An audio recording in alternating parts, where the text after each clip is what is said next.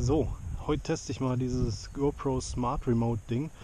Das habe ich gewonnen, beziehungsweise eigentlich habe ich eine Remos Sprachfernbedienung gewonnen. Die ging aber einfach nicht, die habe ich aus der Box genommen, die hat keine Reaktion gezeigt, habe ich GoPro angeschrieben.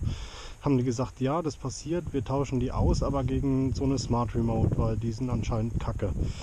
Man findet zwar im Internet nichts drüber, aber anscheinend auch wieder so ein Karma-Drone-Ding.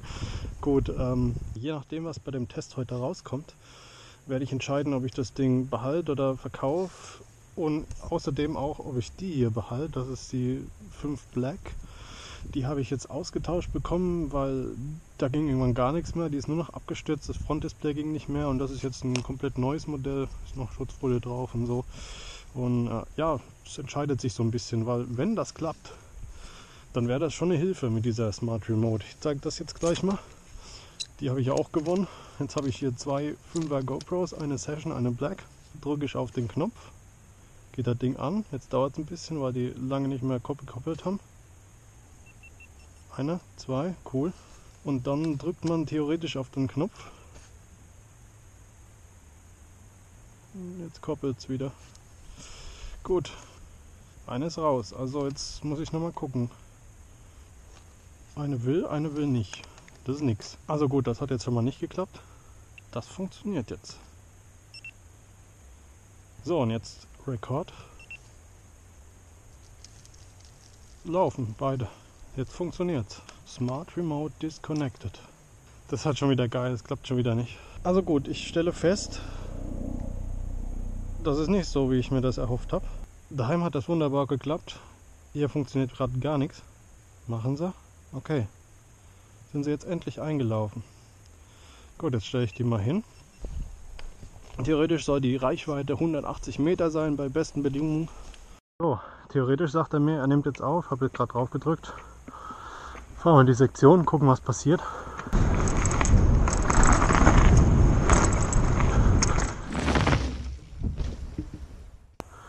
Die nimmt also nicht auf. Die nimmt auf. Eine Kamera läuft. Eine will nicht. Okay. Okay. Ich probiere es weiter. Ich muss sagen, das wäre schon extrem hilfreich, wenn ich wirklich halt diese zwei Kameras auf einmal bedienen könnte. Mit dem Knopfdruck am Fahrrad. Test Nummer 2. Wenn ich halt erstmal eine Viertelstunde brauche, um die Dinger zu kalibrieren und dass es einigermaßen funktioniert, dann ist das natürlich ein nett gemeintes Gimmick, aber total für den Arsch. So comes ready. Record. Fahren wir mal eine Runde Fahrrad oder Pedal?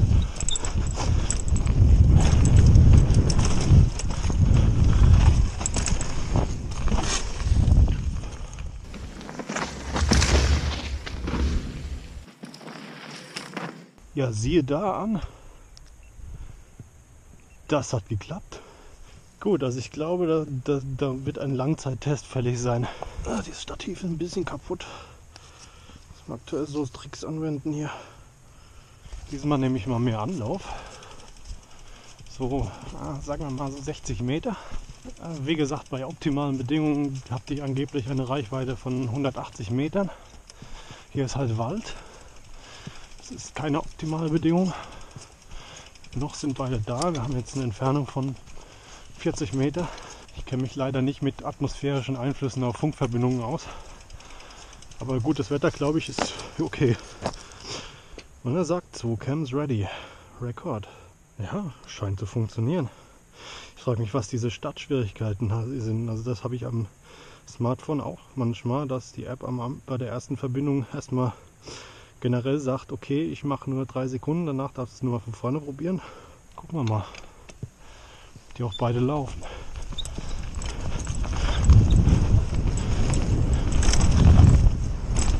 Schön Fahrradfahren.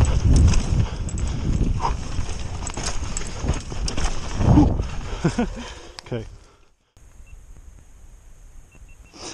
Erfolg, also.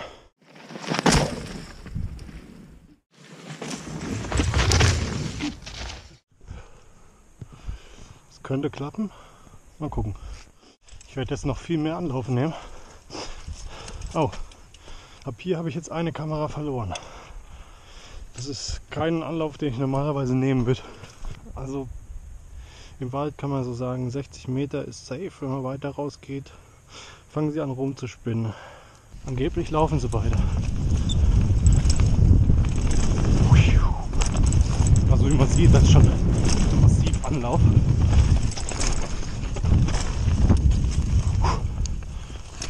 Ich liebe diese Kurvenkombi.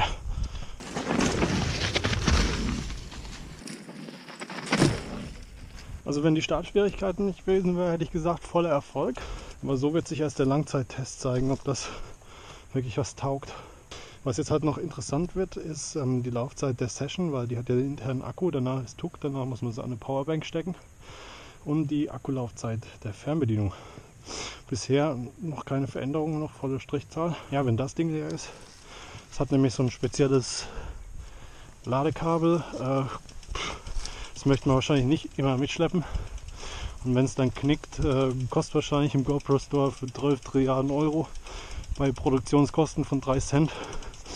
Cool.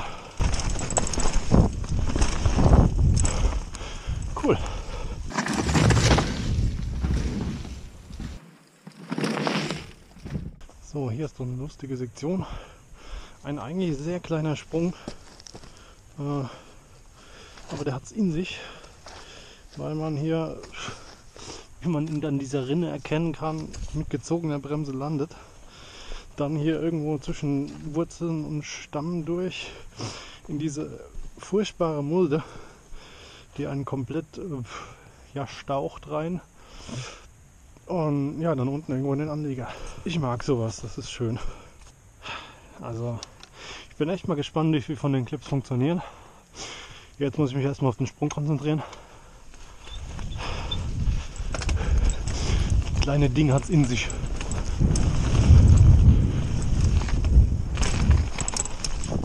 Geht immer besser. Diese Mulde, die ist dann irgendwie voll durchschnaufen. Ich kann mich dran gewöhnen, also wenn das immer so funktioniert.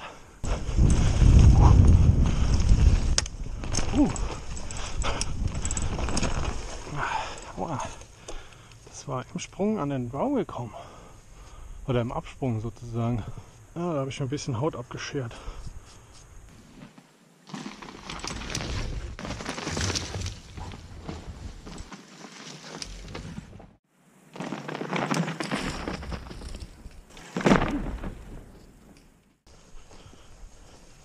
Hier haben wir mein sogenanntes Flickloch, wo ich einen relativ unnötigen Scandinavian Flick mache. Also unnötig in dem Fall, weil gerade durchfahren viel schneller wäre, aber manchmal ist gerade durchfahren irgendwann zu langweilig und dann muss man sich selber ein paar Challenges stellen. Und das mache ich jetzt mal.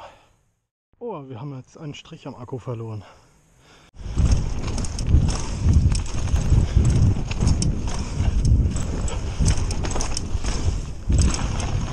Ja, war schön.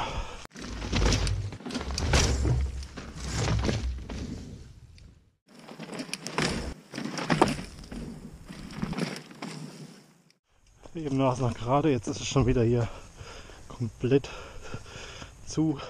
Und zu guter Letzt nochmal die komische Scrapwelle da, die ich hier habe.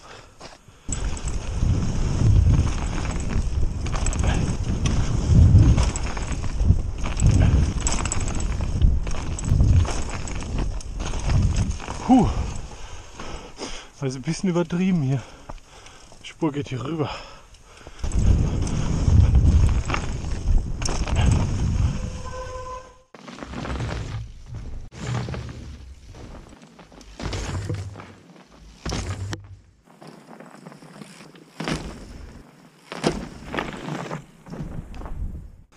So, jetzt feuere ich nochmal richtig in die Kurve. Volle Lotte.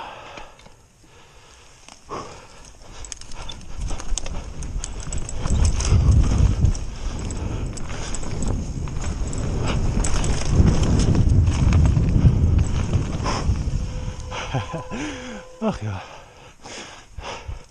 Gehkräfte. Ich liebe Gehkräfte.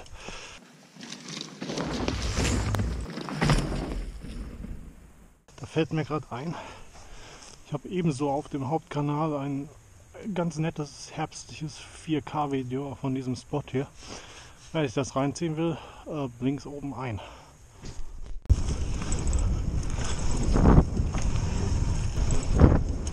Okay, jetzt haben wir hier Remote Battery Low. Obwohl eben noch 2 Striche da waren. Anscheinend sagt er bei einem Strich schon Low. So, muss man noch weitermachen, bis die Batterie komplett leer ist, aber es fängt schon an zu nerven mit der Anzeige hier.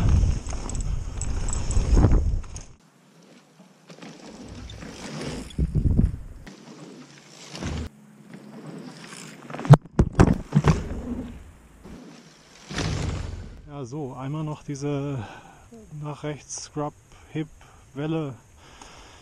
Ist auf jeden Fall nicht meine Lieblingsseite. Wir haben schon ein paar Mal diese Meldung, dass der Akku schwach ist.